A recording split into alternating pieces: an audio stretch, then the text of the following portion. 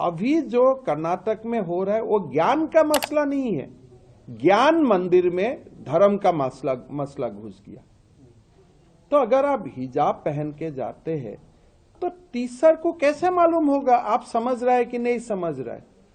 या आप एक स्टूडेंट हिजाब पहन के बैठेगा क्लास में, दूसरा स्टूडेंट दूसरा ड्रेस में बैठेगा, तो ये क्या मामला हो रहा है?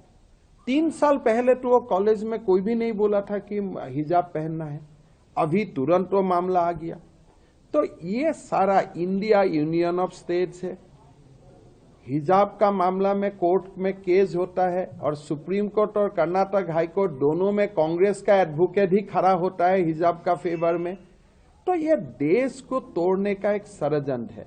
अभी अगर मुसलमान समाज को सबसे ज्यादा जरूरत है शिक्षा का जरूरत है, उनको हिजाब का जरूरत नहीं है। अगर मुसलमान बेटियों को सबसे ज्यादा जरूरत है डॉक्टर बनने का जरूरत है, इंजीनियर बनने का जरूरत है, उनके लिए हिजाब जरूरत नहीं है अभी। लेकिन इतना नीचे तक लेके गया है। मैं तो 2 इस्लाम मानता हूं, एक रिलीजियस इस्लाम और एक पॉलिटिकल इस्लाम, जो कांग्रेस इसको जो सपोर्ट कर रहे हैं। जो रिलीजियस इस्लाम है तो कुरान का हिसाब से जाएगा, जहां ज्ञान ही सबसे बड़ा मुद्दा होता है। लेकिन वो जो रिलीजियस इस्लाम है वो तो कांग्रेस का स्पॉन्सर्ड इस्लाम है।